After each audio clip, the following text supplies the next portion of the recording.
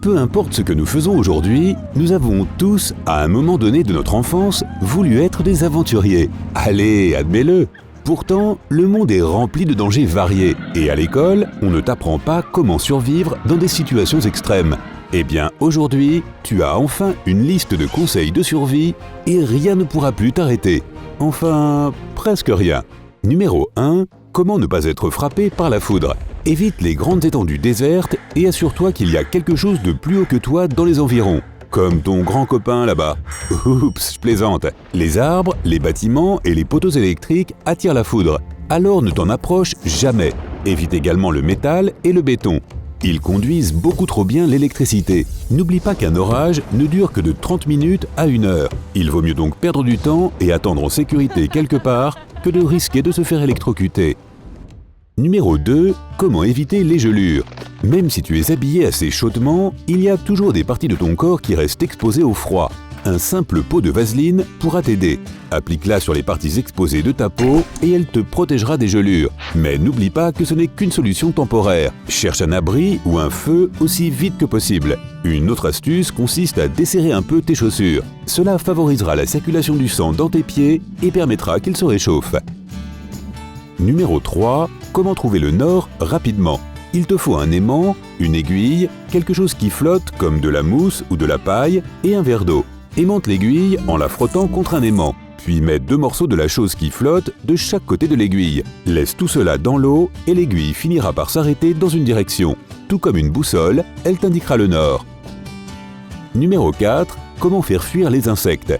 Avoir quelques piqûres d'insectes n'est pas une chose si terrible, mais se retrouver dans un environnement hostile sans pouvoir bien se reposer est dangereux. Tu peux repousser toutes les mouches et les moustiques en brûlant des herbes, de l'ail, du romarin, de la menthe ou du thym. L'odeur de toutes ces herbes fera fuir tous les insectes nuisibles qui se trouvent autour. Tu peux aussi fabriquer un piège. Coupe une bouteille en plastique en 2 et mets du scotch sur ses bords. Verse de l'eau sucrée à l'intérieur et ajoute un peu de levure. Les moustiques seront attirés par cette eau et resteront piégés sur le scotch. Tu vois, maintenant tu vas commencer à transporter de la levure avec toi lors de tes sorties au camping. Et tu te lèveras comme une fleur. Numéro 5. Comment trouver de l'eau dans la nature? Ne te laisse pas mourir de soif. Utilise la rosée et recollecte l'eau de pluie. Il est bon d'avoir une tente avec soi et essaie donc de ne pas tendre trop le toit pour pouvoir recueillir de l'eau dans les plis. Si la pluie n'est pas au rendez-vous, attache un morceau de tissu enroulé autour de ta jambe et passe dans les hautes herbes le matin. Comme ça, tu recueilleras la rosée et tu pourras la faire couler dans une bouteille. Numéro 6. Comment filtrer de l'eau sale? Prends 2 récipients, l'un un peu plus grand que l'autre. Remplis le plus grand récipient avec de l'eau sale. Tords un morceau de tissu et glisse une extrémité de celui-ci dans le récipient rempli et l'autre bout dans la bouteille vide. Cela va prendre un certain temps, mais le tissu va absorber toute l'humidité et la transporter d'un récipient à l'autre. Et au cours de ce processus, toute la saleté et les débris disparaîtront. Bonne nouvelle, hein? N'oublie pas tout de même de faire bouillir l'eau pour t'assurer pleinement que tout ira bien. Numéro 7. Comment faire du feu avec de la laine d'acier? Pour cela, tu auras besoin d'une batterie de 9 volts. Le simple fait de mettre les 2 contacts de cette batterie contre un morceau de laine d'acier provoque un petit court-circuit et une petite étincelle qui se propage immédiatement.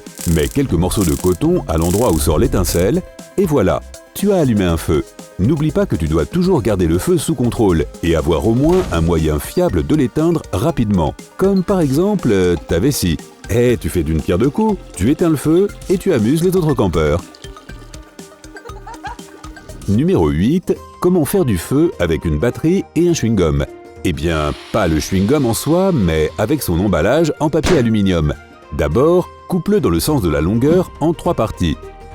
Ensuite, coupe chacune d'entre elles en forme de nœud papillon dont le centre doit faire environ 2,5 mm de large. Avant de commencer, mets des gants. Le papier d'aluminium brûle rapidement et tu dois te protéger les mains. Place un côté de ton nœud papillon en aluminium sur le contact plus de la batterie et l'autre sur le contact moins. Si tu as préparé de l'herbe sèche ou du bois, tu feras un feu de camp en un rien de temps. Numéro 9. Comment fabriquer un radiateur avec un pot en argile?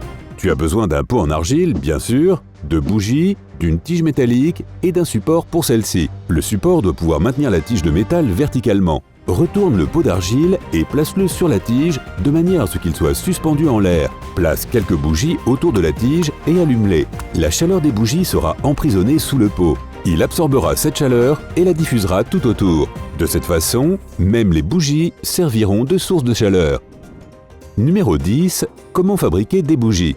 Tu peux utiliser n'importe quelle source de graisse naturelle au lieu de prendre de la cire. Et tu peux utiliser un simple mouchoir en papier ou du papier toilette pour faire une mèche. Par exemple, coupe un bloc de beurre en deux avec l'emballage encore dessus. Prends une moitié et fais un trou profond avec un bâtonnet fin. Tords un morceau de papier toilette pour en faire une mèche et passe-le dans le trou avec le même bâton. Cire la mèche avec du beurre et allume-la. Cette bougie brûlera pendant 4 heures d'affilée. Numéro 11. Comment se libérer de menottes? D'après Houdini, j'espère que tu n'auras jamais besoin de faire cette expérience. Mais il est toujours bon de savoir comment s'en sortir. Utilise n'importe quel type de fil de fer. Même des trombones et des épingles à cheveux feront l'affaire. Mets l'extrémité du fil dans le trou du cadenas et plie-le avec un angle droit. Puis tire un peu et plie-le dans l'autre sens. Ensuite, enfonce-le dans le trou du cadenas jusqu'au bout en suivant tous les mouvements de la serrure. Bouge-le un peu et les menottes finiront par s'ouvrir. Fais-moi confiance, ça marche. Comment je peux connaître un truc pareil? C'est une bonne question. Numéro 12. Comment enlever une corde attachée autour de tes poignets? En supposant que tu n'aies rien de pointu autour de toi et que tu ne puisses pas utiliser tes dents, tu peux toujours te libérer en utilisant uniquement tes lacets. Détache tes chaussures et fais une boucle avec tes lacets autour de ton pied gauche. Puis passe un lacet autour de la corde et attache l'extrémité de celle-ci à ton pied droit. Bouge tes jambes comme si tu étais sur un vélo. De cette façon, le lacet finira par couper la corde avec la friction et tu te libéreras. Nous ne te demanderons pas comment tu as fini dans cette situation inconfortable. Numéro 13. Comment survivre à une attaque de requin? Si tu as repéré un requin dans l'eau, cela ne veut pas dire qu'il va t'attaquer. S'il passe au loin, en ligne droite, tu as tout le temps pour t'enfuir calmement vers la plage. Mais ne commence pas à paniquer et va tout droit. Si le requin se dirige vers toi en zigzag, tu sais que tu as des ennuis, mais tu peux quand même te défendre. Les points faibles de la tête du requin sont ses branchies et ses yeux. La plupart des requins n'essaieront pas de t'attaquer, ils nageront simplement pour s'éloigner. Mais ça mord vraiment, c'est clair. Numéro 14. Comment survivre à une rencontre avec un ours?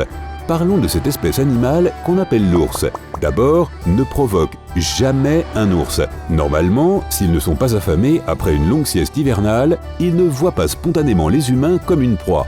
Mais si tu cours, tu leur fais savoir que tu es de la nourriture. Déplace-toi lentement et laisse toujours une issue de secours à l'ours. Essaie de paraître plus grand que tu ne l'es. Étends ta veste, mets-toi sur la pointe des pieds, mais ne sois pas agressif. Fais simplement croire à l'ours qu'il vaut mieux qu'il s'occupe de ses propres affaires. Waouh, tu as fait une liste pour la sortie camping? Maintenant, nous devons emballer de la levure, du papier de soie, un bloc de beurre, une pile de 9 volts, 2 tailles différentes de bouteilles, des trombones pour échapper aux menottes, de la vaseline, de l'ail, du romarin, de la menthe ou du thym, quelques trucs qui flottent et un pot en argile. Tu dois également engager un Sherpa pour transporter tout ce matériel à ta place. Amuse-toi bien et surtout, sois prudent. Hey, si tu as appris quelque chose de nouveau aujourd'hui, alors donne un j'aime à cette vidéo et partage-la avec un ami. Et voici d'autres vidéos que tu devrais apprécier. Il suffit de cliquer à gauche ou à droite et de rester du côté sympa de la vie.